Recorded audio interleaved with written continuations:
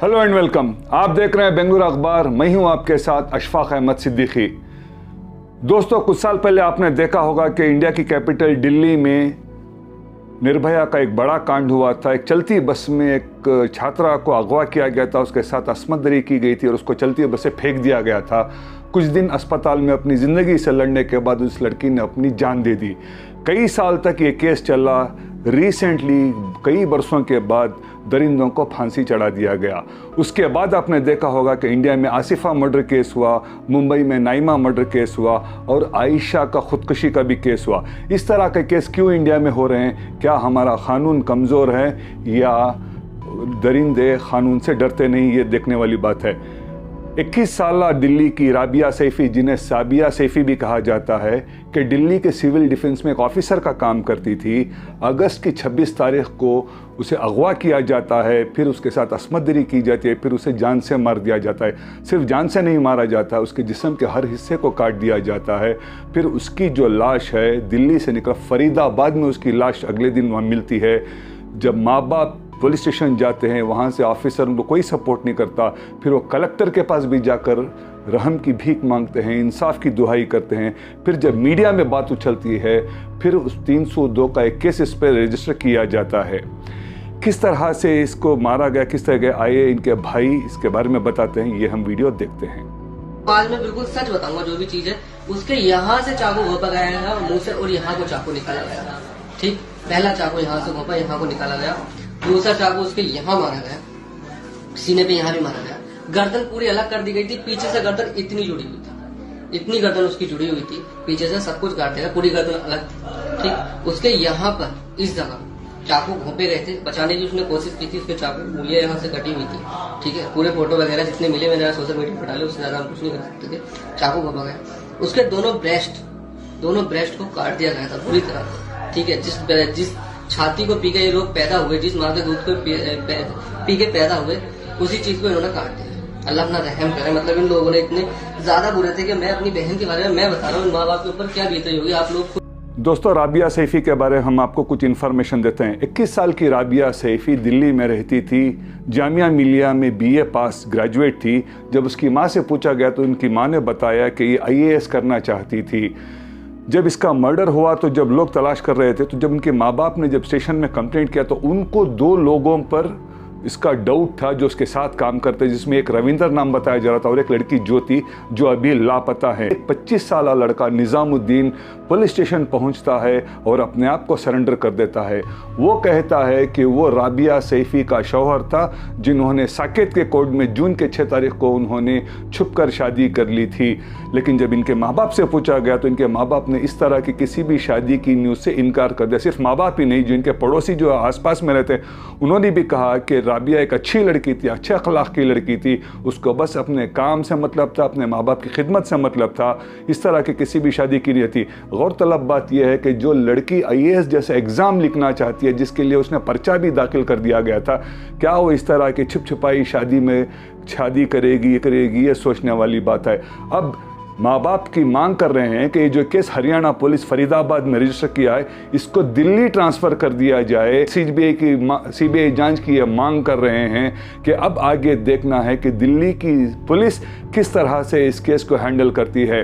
राबिया सैफी जो civil defence में एक ऑफिसर का रोल अदा कर रही थी, उसकी जिम्मेदारी होती थी कि उसकी टीम के साथ जो भी वो चालान वो काटती थी, जो ऑफेंसेस होते हैं, उसकी चाबी इसके पास होती, जहां पर ये पूरा पैसा कलेक्ट होता था।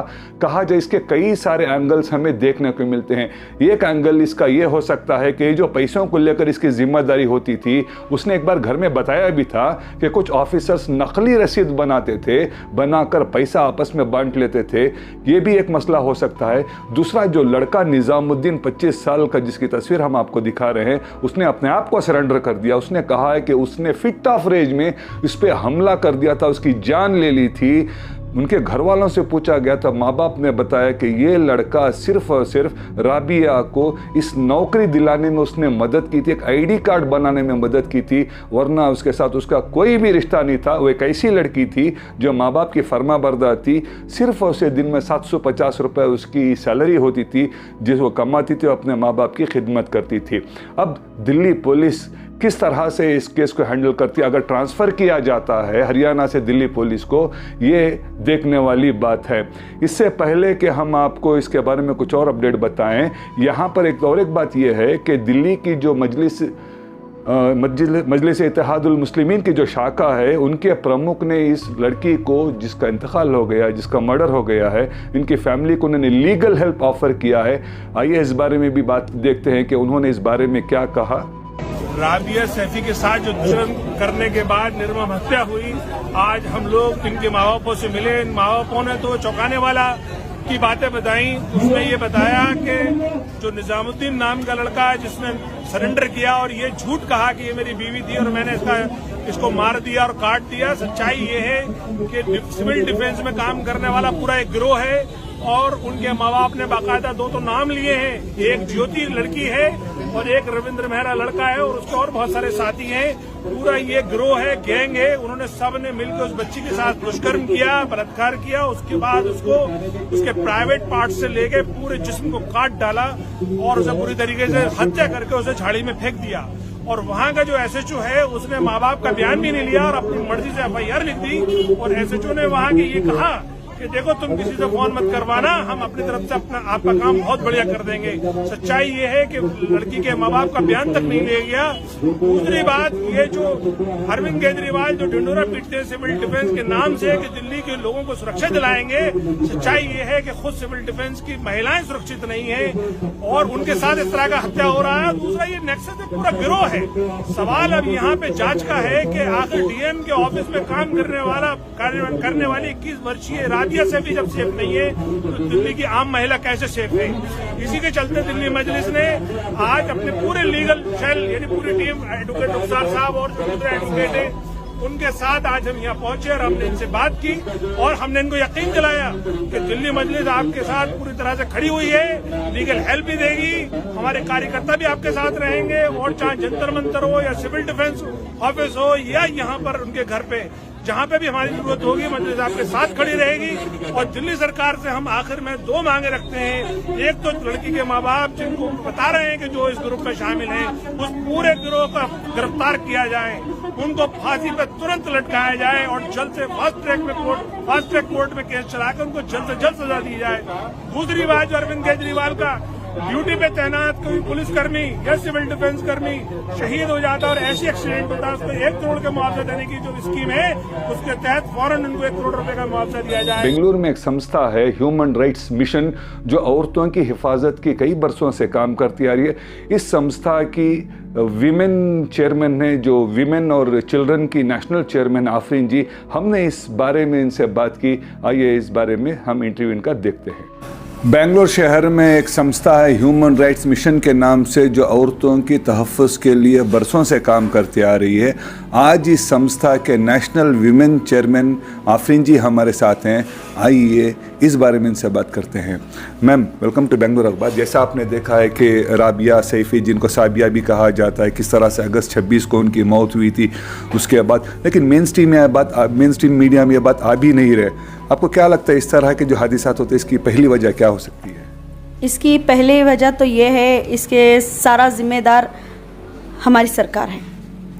अगर हमारी सरकार बोलने के लिए तो बहुत से लोग बोल रहे हैं कि वुमेन एम्पावरमेंट बहुत स्ट्रांग है, उनके लिए हम लोगों ने ये किया है, वो किया है। क्या किया है, पहले ये मुद्दा इन लोगों को बताना चाहिए पब्लिक के सामने। पहले तो आसिफा का केस हुआ, आसिफा को इंसाफ नहीं मिला अभी तक। और आयशा का केस हुआ, आयशा का ये बता रहे हैं कि पर्सनली वजह से आयशा ने सुसाइड किया है। आयशा के साथ तो कोई ऐसा हादसा नहीं हुआ कि ना रेप हुआ ना मर्डर हुआ, उन्होंने खुदकुशी की थी। लेकिन अभी जो राबिया का केस है, ये मर्डर है, रेप एंड मर्डर दोनों हुआ है। इसके आगे पीछे दोनों सरकार की ही बहुत ज़्यादा हाथ है। मैं आपको रोक रहा हूँ मैम, लेकिन अब जो एफआईआर रिपोर्ट आई है, एफआईआर रिपोर्ट में सिर्फ 302 का केस मर्डर का डाला है, लेकिन डॉक्टरों ने जो पोस्टमार्टम किया है उन्होंने कहा कि इसमें कोई रेप हुआ ही नहीं है। जाहिर सी बात है, डालना ही पड़ेगा उनको। अगर वो डालेंगे रेप हुआ है, क्योंकि रेप के पीछे बड़े बड़े लोगों का हाथ है। अगर वो उनका नाम मेंशन करेंगे, चलो नाम मेंशन भी नहीं किया, रेप होकर है, ये बस ये बात कंफर्म हो गई तो इसके पीछे कौन है ये तो इंक्वायरी करनी ही पड़ेगी। ये इंक्वायरी करने के बाद कहीं बड़े लोगों का नाम ना आ जाए, इसलिए इन लोगों ने सिर्फ मर्डर का ही केस बनाया हुआ है। वजह ये है, आज सवेरे मुझे एक नोटिफिकेशन मिला था, जो सेलिब्रिटीज़ हैं हमारे बॉलीवुड के, उन लोगों ने इसके ख़िलाफ़ आवाज़ उठाई थी। जिन्होंने भी इसके ख़िलाफ़ आवाज़ उठाने की कोशिश की है या फिर उठाई है, उन लोगों के ख़िलाफ़ ही FIR दर्ज हुआ है। तो ऐसे हालात में डॉक्टरों को भी डर है, कहीं उनके ख़िलाफ़ FIR हो जाएगी, FIR हो या ना हो, फिर उनकी नौकरी का सवाल है, तो वो लोग कुछ रिस्क लेना नहीं चाहते। मैम, हमने जो देखा है जब से नरेंद्र मोदी सरकार आई है, उनका एक नारा है बेटी पढ़ाओ बेटी बचाओ, लेकिन जब से वो नारा हमने सुना है, लगता है कि उसके ऑपोजिट वे में काम हो रहा है पूरे इंडिया में। जहाँ पर भी जो औरतों पे जो अत्याचार हो रहा है, इतने सारे केसेस हो रहे हैं, लेकिन इन केसेस में आप देखें कि लीगल प्रोसेस भी इतना लंबा चलता है। क्या ये इस तरह के जो दरिंदे, इनमें खौफ नहीं है, हमारा कानून कमज़ोर है? मोदी जी का नारा आप लोग नहीं समझे, मैं समझ गई। मोदी जी का नारा बिल्कुल सही और सच्चा है, 100%। वो यही बता रहे हैं कि बेटी पढ़ाओ और बेटी बचाओ। वो आप लोगों को ऑलरेडी अलर्ट कर रहे हैं कि बेटी को पढ़ाने के लिए बाहर खुलेआम भेजो, फिर अपनी बेटी को बचा लो। क्योंकि जब आप पढ़ने के लिए बाहर भेजोगे तो बिंदास होके भेजोगे, क्योंकि बेटी बचाओ नारा हमारी सरकार लगा रही है। और बाहर जाके लड़कियों के साथ रेप भी हो सकता है, छेड़खानी भी हो सकती है, मर्डर भी हो सकता है। तो वो ऑलरेडी आप लोगों को अलर्ट कर रहे हैं बस। लेकिन आप लोग समझ रहे हैं कि हम लोगों को बेटी बचाओ बेटी पढ़ाओ का नारा लगा रहे हैं, वो आपको अलर्ट कर रहे हैं। एक चीज़ हमने देखा है कि जब भी इस तरह के केसेस होते हैं, जब कोई लड़कियों पे जब अत्याचार होता है तो छोटी उम्र के होते हैं, लेकिन लॉ जब सज़ा देने आता है तो जुवेनाइल अडल्ट ऐसे देखता है कि अगर 18 साल से कम हो तो उसको सज़ा कम कर देता है। लेकिन ये जो दरिंदे जब वो ये हरकत करते हैं तो वो आगे वाली की तो उम्र देखते नहीं, तो जब सज़ा देने का मामला है तो इनकी दरिंदों की उम्र क्यों देखी जाती है? कानून क्या हमारा कमज़ोर है? कानून हमारा बहुत स्ट्रांग है, कमज़ोर नहीं है। क्योंकि अगर कानून कमज़ोर होता तो आज सब सूली पे लटकते होते। कानून स्ट्रांग है, इसीलिए हर मुजरिम बचकर भाग रहा है। क्योंकि जब भी आप देख लीजिए, आप हिस्ट्री चेक कर लीजिए, जब भी किसी बड़े आदमी का हाथ होता है किसी लड़की के हादसे के पीछे या फिर दूसरों के हादसे के पीछे, तो कानून उनको फुल सपोर्ट करता है। और दूसरे या तीसरे झलक में आपको देखने के लिए मिलता है कि वो खुद दरिंदा उसी पार्टी का मेंबर है। तो इस वजह से ये हो रहा है, कानून हमारा कमज़ोर नहीं है, बहुत स्ट्रांग है। क्योंकि कानून अपना डर बता कर और ज़्यादा क्राइम बढ़ा रहा है, क्राइम घटा नहीं रहा है। क्योंकि लोगों के मन में ये डर पैदा कर रहा है कानून, अगर आप ख़िलाफ़ बात करोगे, अगर क्राइम के ख़िलाफ़ आवाज़ उठाओगे तो आप खुद अंदर जाओगे। रिसेंटली मेरे साथ ही एक हादसा हुआ है। अब हमारे कानून में क्या आया है, बेटी आपने जो नारा लगाया बेटी पढ़ाओ बेटी बचाओ, तो उन लोगों ने बोला कि औरतों के लिए हम लोगों ने बहुत अच्छी योजनाएं बनाई हुई हैं, और तो औरतों के लिए कानून कभी भी साथ में खड़ा हुआ है। कहाँ खड़ा हुआ है? जब एक औरत आके चलो किसी संगठन से या किसी पुलिस से या फिर किसी मंजलिस में मस्जिद में जाके इंसाफ मांगती है तो उसे इंसाफ नहीं मिलता। जब इंसाफ नहीं मिलता तो उस दायरे में आके, उस डिप्रेशन में आके, या तो वो सुसाइड करती है या तो वो खुद दूसरे गंदे बिजनेस का शिकार हो जाती है। जैसे कि आप लोग देखो, मैजिस्ट्रेट के पास आप जाके देखो, ज़्यादा से ज़्यादा हमारी औरतें खुद बुर्का पहने हुए रात में खड़ी रहती हैं। वजह पूछो, शौहर कमाने वाला नहीं है, घर चलाने वाला नहीं है, उनको नौकरी की जगह भेजो तो नौकरी की जगह भी मालिक उसके ऊपर गंदी नज़रें डालता है। ना काम पे जा सकती है औरत, ना घर पे रुक सकती है औरत। और अगर औरत को आप इंसाफ दिलाने जाओ, सामने वाला कोई पावरफुल आदमी निकल जाए तो आपके ऊपर रिटर्न आपको FIR केस कर सकते हैं। मेरे साथ खुद हुआ है ऐसे ही। उस लड़की का नाम मैं लेना चाहूँगी, नाम कुबरा है। भारती नगर पुलिस स्टेशन के पीछे उनकी फैमिली, इन लॉज की फैमिली रहती थी, अभी नहीं है, उन लोगों का खुला हो चुका है। जब वो लड़की हमारे पास इंसाफ के लिए आई थी तो उन लोगों ने उनसे बहुत से पैसे खाए हुए थे, बहुत कुछ टॉर्चर दिया था। यहाँ तक कि डिलीवरी के टाइम के नज़दीक शौहर ने बीवी को इस तरह से मारा था कि बच्चा मरा हुआ पैदा हुआ।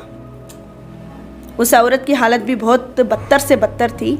जिस दिन उस औरत ने हमारे पास आके इंसाफ मांगी, जब हम लोगों ने इंसाफ दिलाना चाहा, तो जो मुआवजा बनता है, इन लोगों ने जो पैसा लिया था लड़के वालों ने लड़की वालों से, ये सब मुआवजा बात करने के बाद, सब बातचीत होने के बाद उन लोगों ने खुद आगे से कबूल करके मान के गए थे 3 महीने का वक्त लेकर कि हम लोग जो भी है इनका वापस दे देंगे।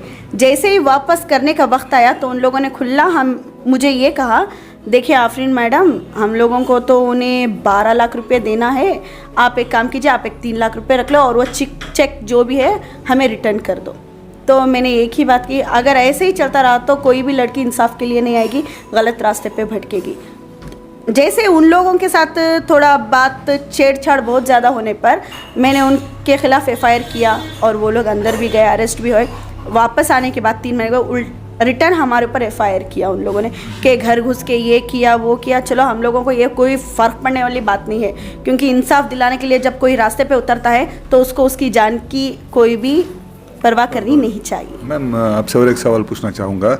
आपने देखा होगा ये राबिया सैफ़ी का केस हमें इसलिए पता चला क्योंकि मीडिया में आ गया, उसका डेथ हो गया, लेकिन कई सारे ऐसे शोषण औरतों पे जुल्म होता है। इज्जत के डर की वजह से कभी लड़कियां पुलिस स्टेशन तक नहीं जाती, उनके घर वाले जाने भी नहीं देते।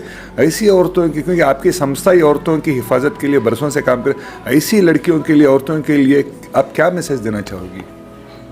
पहली बात तो ये है, बहुत से लोगों, लड़कियां में अगर हिम्मत है भी तो उनके पेरेंट्स में हिम्मत नहीं होती। वो लोग ये सोचते हैं अगर ये जाके इंसाफ के लिए इंसाफ का दरवाज़ा खटखटाएगी तो हम लोग, बदनामी तो हम लोगों की होगी। जाहिर सी बात है, कोई भी देखो, लड़की अगर जाके इंसाफ मांगे तो उल्टा उसी के ऊपर बोलते हैं इसको क्या काम पड़ा था, इस वक्त जाने का क्या काम था।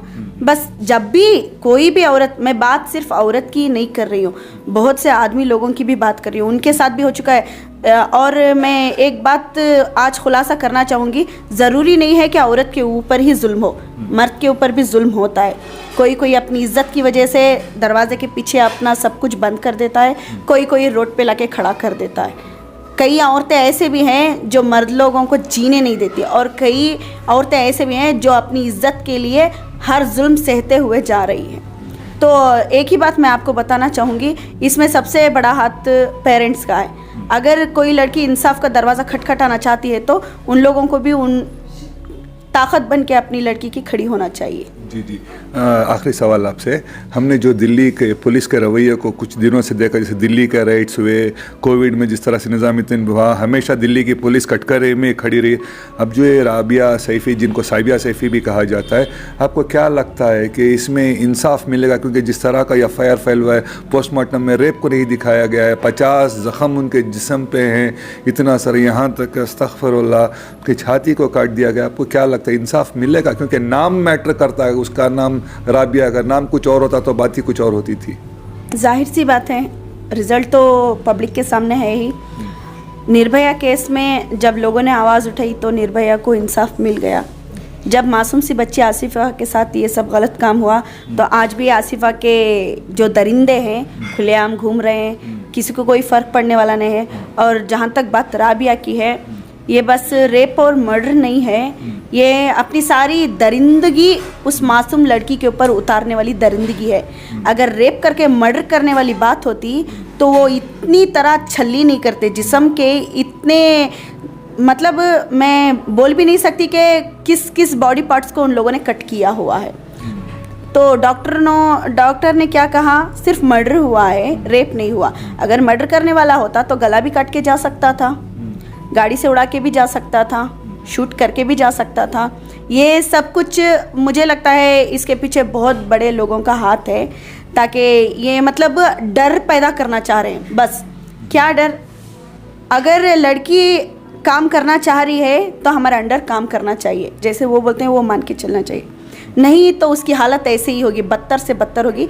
ये एक मैसेज दे रहे हैं, बस पब्लिक के लिए एक मैसेज दे रहे हैं दरिंदे कि अगर हम लोगों को कोई छेड़खानी करने की कोशिश करेगा तो ये, अगर इंसाफ कानून सही तरीके से आसिफा के साथ, आयशा के साथ, सबके साथ सही तरीके से इंसाफ होता तो आज नाइमा भी, मुंबई की नाइमा भी एक बच्ची थी, तो आज रेप आप देख लो, रेप करने का शब्द ही ख़त्म हो जाता शायद, क्योंकि अब दूसरी कंट्री की बात करेंगे तो सऊदी अरब की बात करेंगे तो वहाँ पे ये सब चीज़ों का कोई भी दूर दूर तक ताल्लुक़ नहीं है, क्योंकि वहाँ की गवर्नमेंट इस तरह से गुनाहगारों को सज़ा दे रही है। और जहाँ तक हमारे गवर्नमेंट की बात है, गुनाहगारों को तो सपोर्ट कर रही है।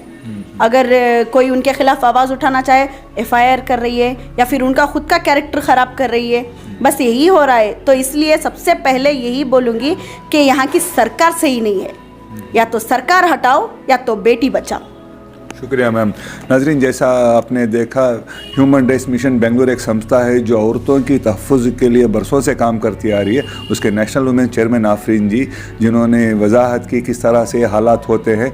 हम भी यही चाहते हैं कि सरकार कोई भी हो, आगे वाला जो विक्टिम हो वो हिंदू मुस्लिम कोई भी हो, वो ना देखें, जुल्म को देखें, क्योंकि हिंदुस्तान का जो आइन है बहुत मजबूत है और हमारा कॉन्स्टिट्यूशन में जो आर्टिकल 14 जो हमारी हिफाजत की गारंटी देता है, इसके ज़रिए से उम्मीद करते हैं कि इंसाफ होगा। बखिया खबरों के लिए आप देखते रहिए बेंगलुरु अखबार। मैं हूँ आपके साथ अशफाक अहमद सिद्दीकी। जय हिंद।